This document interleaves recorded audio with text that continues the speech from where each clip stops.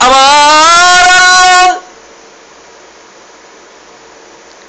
জাহান্নাম সৃষ্টি করেছেন, জান্নাত সৃষ্টি করেছেন। যারা জাহান্নামে যাবে ভয়াবহ পরিস্থিতি হবে। তাদের জন্য খানা থাকবে জাক্কুম ফল। এই ফলটা আমার আল্লাহ পরীক্ষা স্বরূপ বানিয়েছেন, জাহান্নামীদের খাবার। আমার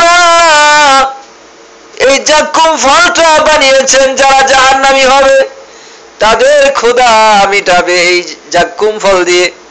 যখন খিদা লাগবে তারা ওই জাক্কুম ফলগুলো খাবে। যখন খেতে যাবে গলার ভিতরে আটকে ধরবে, গলার ভিতরে আটকে যাবে। এটা আমার কথা না, এটা সূরা হকের ভিতরে, সূরা সফফার ভিতরে আমার আল্লাহ বলেছেন। গলার ভিতরে আটকে যাবে আর তাদেরকে তখন পানির জন্য তারা পেরেশান হয়ে যাবে। তখন আমার আল্লাহ পানির বদলে গলিত ধাতুর ন্যায় পানি তাদেরকে ফোটান্ত পানি দেওয়া হবে।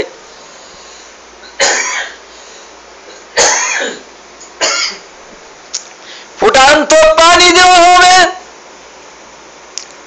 ছিদ্র হয়ে যাবে, নারী বুড়ি সব গলে যাবে।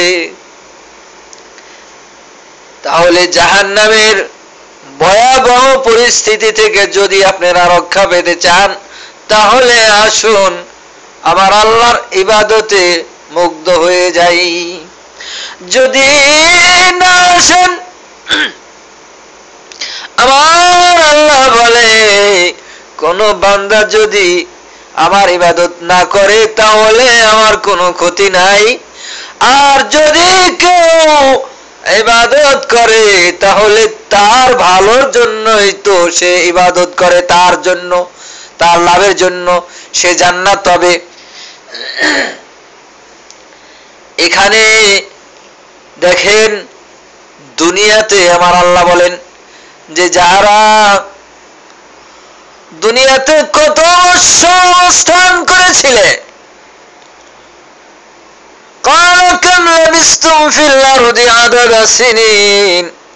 আমার আল্লাহ বলবেন দুনিয়াতে তোমরা কত বছর অবস্থান করেছিলে। জবাবে কি বলা হবে?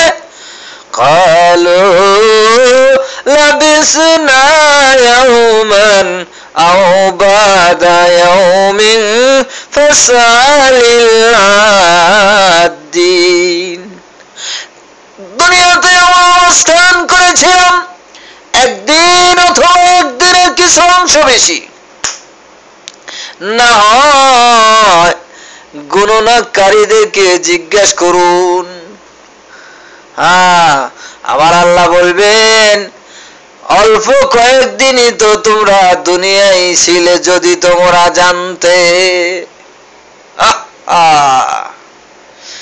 তাহলে একদিন অথবা 11 দিন অথবা 2 দিনে ধরেন না, একদিন অথবা 2 দিন, এই 2 দিনের জন্য আমরা কত কিছু করি।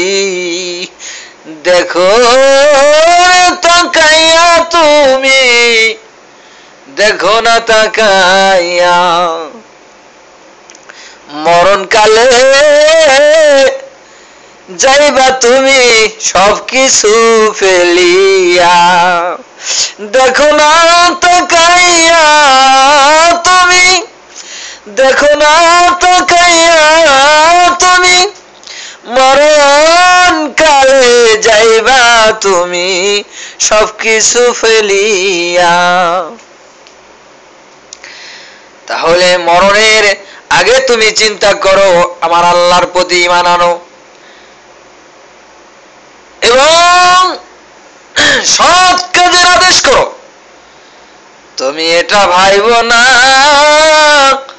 নামাজ খালি পড়লে আমি জান্নাত পাইয়া যাব, না, পুরা কোরআন মানতে হবে। স্বার্থবাদী হইয়া তুমি মাল্লা 2 আয়াত, আর সব আয়াতকে তুমি মানলা না, এইটা কোরআন মানা না, ঠাট্টা করা। সম্পূর্ণ তোমার মানতে হবে। আর যদি তুমি সম্পূর্ণ মানো তাহলেই তো তুমি প্রকৃত ঈমানদার। আর যদি সম্পূর্ণ তুমি না মানো তাহলে তোমার এই ঈমান গ্রহণযোগ্য হবে না। এই কোরআনের আয়াতকে তুমি যদি অমান্য করো তাহলে তোমার ভয়াবহ পরিস্থিতি হয়ে যাবে, কঠিন যাবে, পড়ে যাবে, সেদিন কাঁদলে কাজ হবে না।